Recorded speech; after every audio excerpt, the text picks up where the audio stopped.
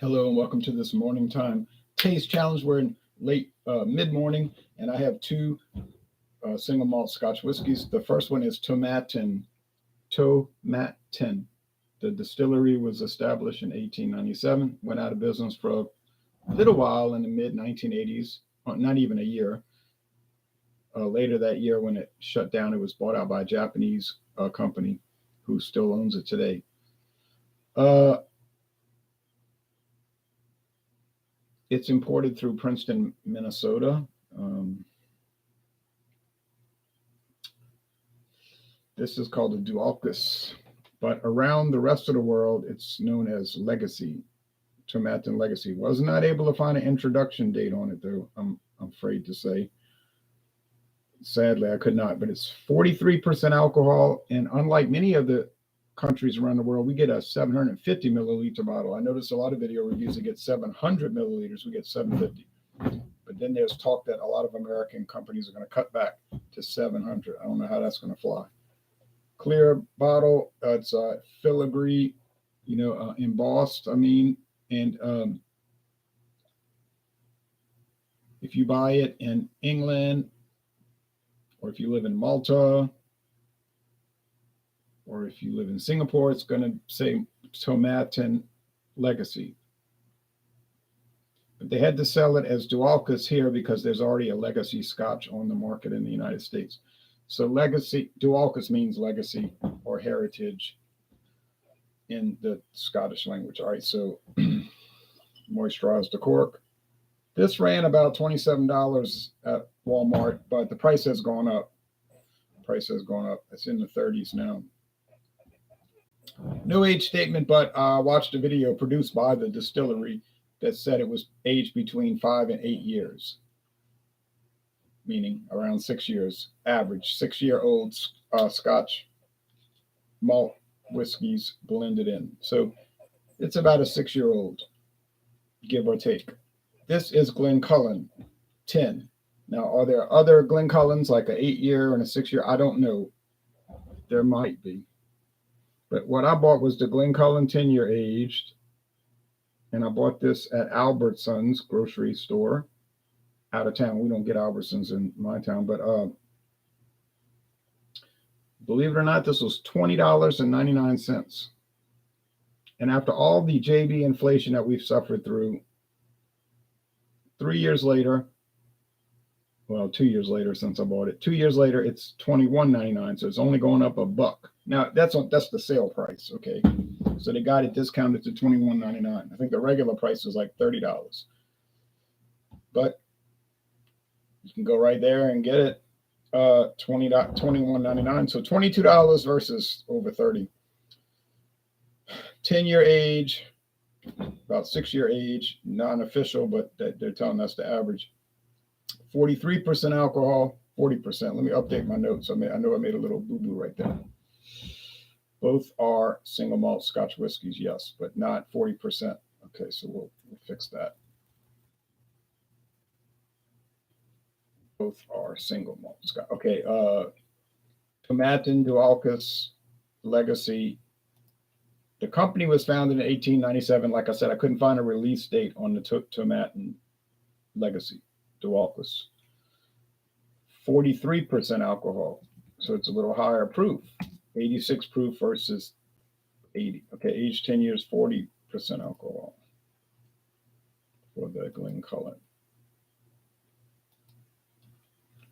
40% alcohol. Stateside, the Tomatin is Highland. Butch Willie says, hello, are you getting smoke down there from Canada? No, it's clear here, so no smoke yet, but it may be coming. All right. Let's do this. Okay. Got my tags. I gotta make sure I got the right tags. So foil cap cover as usual. Wooden cap. Real cork. Real cork. Not particle board cork. All right.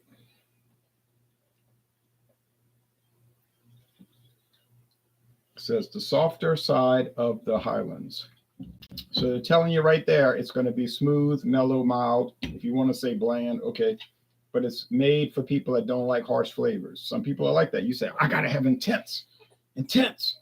Fine. Uh, I like that too. A lot of people don't. Okay. Foil cap cover.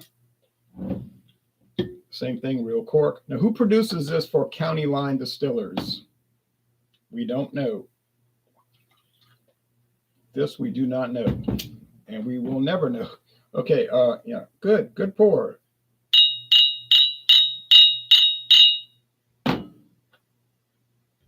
So somebody's producing it for County Line Distillers, and you say, I never heard of them. Yeah, I know, but I bet you heard of Sazerac, the Sazerac company, because County Line Distillers is one of their branches, and they produce a lot of, well, actually, they don't produce anything, but they bring in a lot of, you know what I'm saying?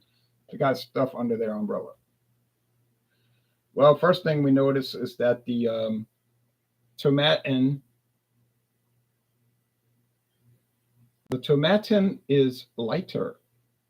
Doesn't appear to have coloring added. It's aged for about 6 years in ex-bourbon barrels and virgin oak. And the Glencullen is aged 10 years in select oak barrels. You say, what does that mean, select? Oh, well, that means they selected them.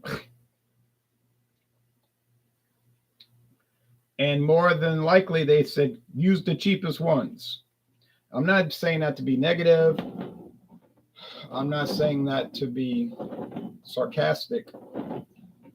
I'm saying that because it's probably true. It's $21.99. I paid $20.99. Yeah, I'm pretty sure they didn't say we want Mitsunara oak. You know, we want the best barley malt. I mean, come on, it's basically one of the cheapest single malt whiskeys you could buy. You think it's the best ingredients? You know the answer already before you ask the question, so don't ask the question. All right, you know, so the main question is it palatable? Can you drink it? Is it tolerable? It is. It is. It is. Now, wonderful, fabulous, world class. I mean, there's no use even talking about that because we know the answer. I'm dealing in Tomatin. No one thinks Tomatin Dualcas legacy is the greatest thing. So there's no use talking about what everybody knows already. But can you get an enjoyable experience from an inexpensive single Scotch whiskey? Yeah, you can. I mean, I can. I don't know about you, but I mean, I can. And I can taste. You can watch me taste stuff, but I cannot taste for you. I can't say, oh, this is how it's going to taste. No, you can taste it and say, well, in my opinion, it's not as good or whatever. And I don't know why we don't agree or whatever. Okay, fine. But you do what you can. You try to do the best. I try to do the best I can. Some people, they'll tell me this and that. I tell them, I'm trying the best. I'm doing the best I can. Okay. I'm sorry. I didn't pick up that note you're talking about. And I'm not blowing you off. And I'm not being ugly. I just don't pick it up. This smells like bread. What kind of bread? Oh, you know, barley bread, which is not a common type in America. You say, what about Syria? Well, it might be there. Less bready here. I mean, of course, you get in the whiskey nose. You could tell it's alcohol in it. Okay, they both smell nice. Nice price. They look nice and they smell nice. So now we 3 for 3 and 3 for 3 here. 3 good, no bad. 3 good, no bad. Everything's even. Price, a good deal higher for Tomatin. So as we start, the Glencullen got the advantage because everything else is even except the price. So common sense, it's going to win. I mean, nah, it didn't have the best looking bottle, but I really don't bring aesthetics into the evaluation. I could just comment on them. I mean, I could do it. Taste just.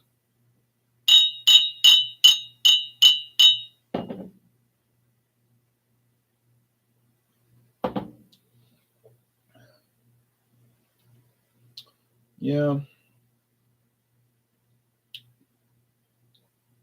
It's got a little rough side to it. And I was talking about in this morning's video, which we could look at as a fiasco. You could say, oh, you were clowning around. I know that's my way. Okay, I can't help that. I mean, I could help it, but I don't help it. Okay, but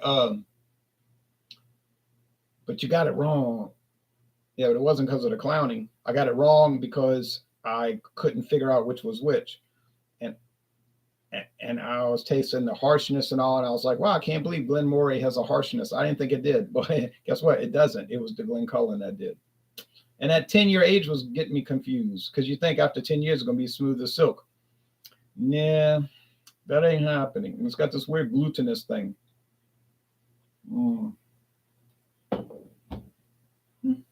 Yeah, it's doable. Let's go over here.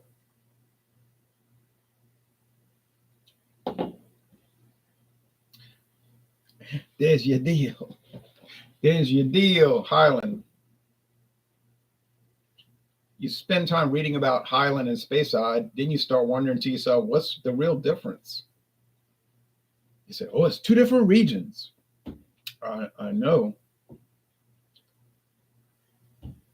I know, but you start reading about the aroma notes and the flavor notes, and you start thinking to yourself, well, that sounds like the same thing. This one's honey with bread. You say, yeah, but that one's bread with honey. And this one, they do the barley malt from the top down. You said, but over here they do it from the bottom up. Okay.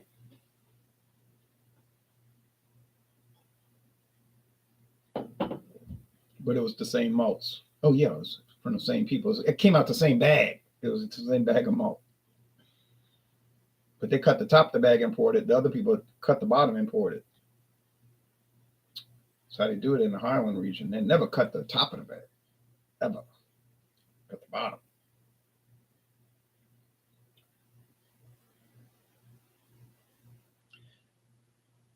If you ask me, the Highland and the Speyside are both similar in the sense that they're kind of sweet and they're sort of like bready bland.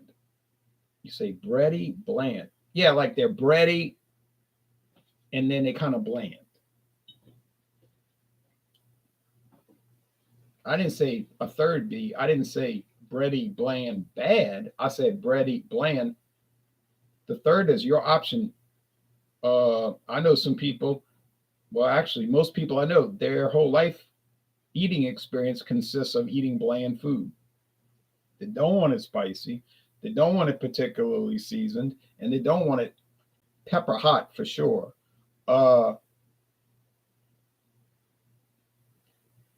That's what they want to eat. So, I mean, I wouldn't want to eat it like that, but that's what they like, so and they eat it. Okay.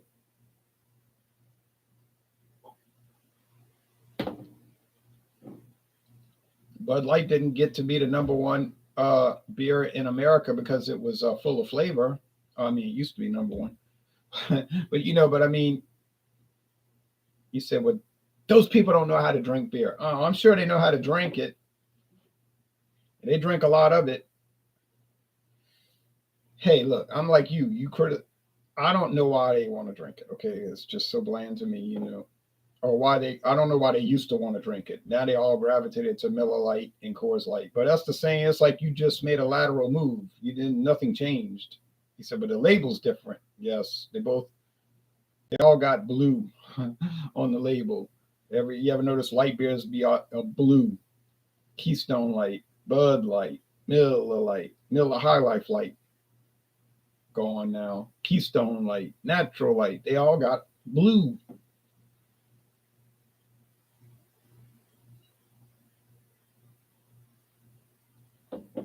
Old Milwaukee Light, blue. Schaefer Light, blue. I don't know why they picked blue. Okay, this one's better. It has a little bourbon barrel flavor. Notice I said a little bourbon barrel flavor. It doesn't have a lot. A little bit. Now, the Glencullen It's all right. It's all right. I don't love it. Certainly don't hate it. When I did the solo review, I loved it. Okay. But when you bring things in a competition, it might change your whole perspective.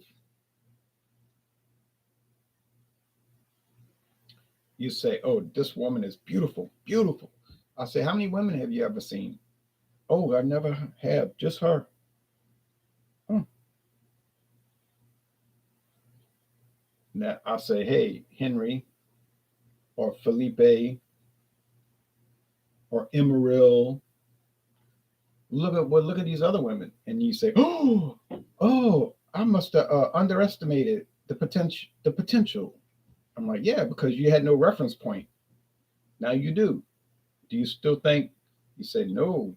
Okay, so if I'm doing Glencullen in a solo review, I don't have any reference points because I'm only tasting that at that time, and everything else is recollection. I recall it.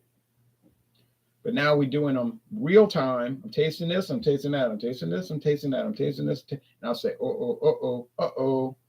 Now we see.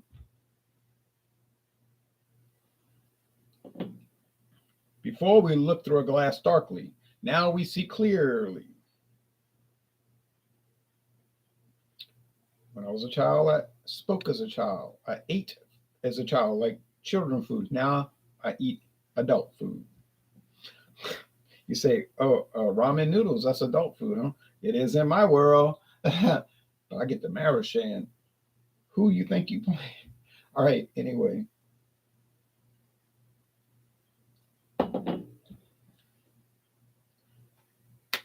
This has got to be, oh, now the proof, no.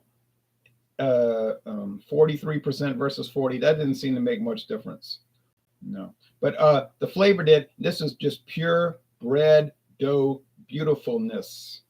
I know it's not aged 10 years, but I have no control over that. I'm telling you, it tastes better. It's the Tomatin. Here we go. Got it. See, I got I got my little Rosetta Stone sitting next to me now.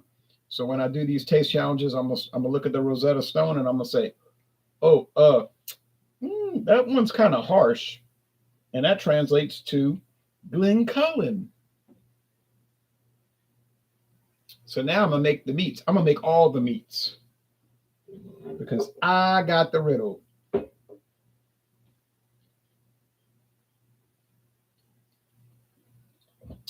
Now the comments. So I got it right. So I've got one win, one loss, one win, one loss. But I think I'm going to keep winning. Now I'm just going to be winning. And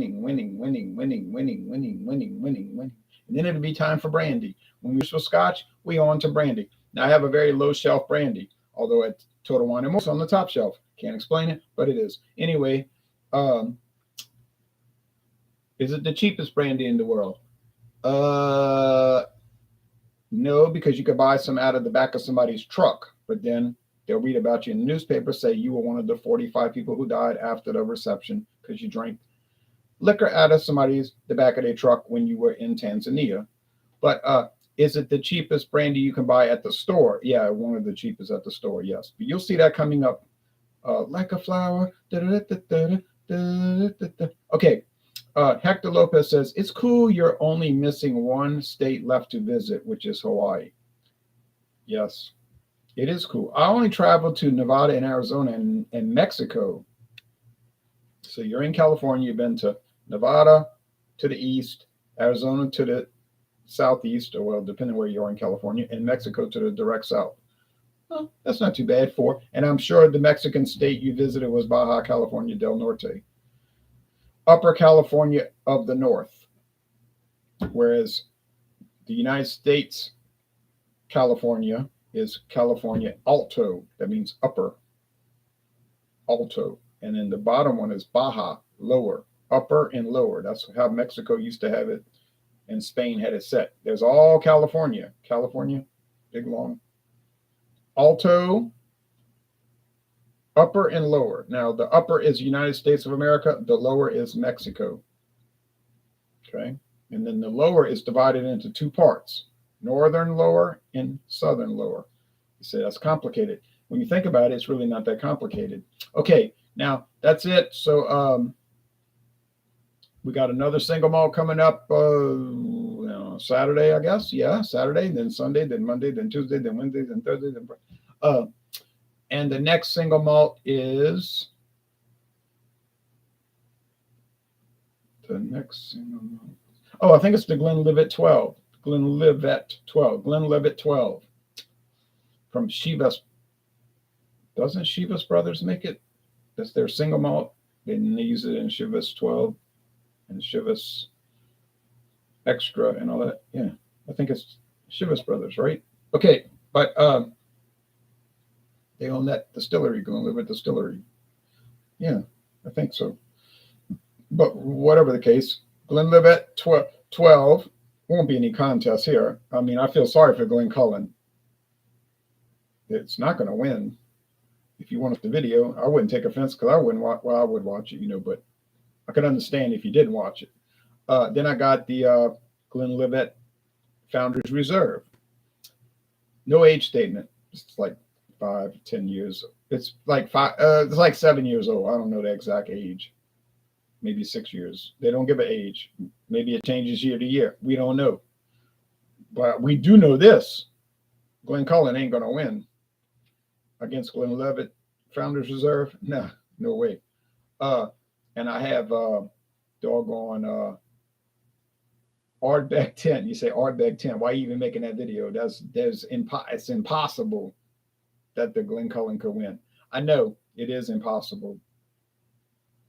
And I'm going to make the video just for the million.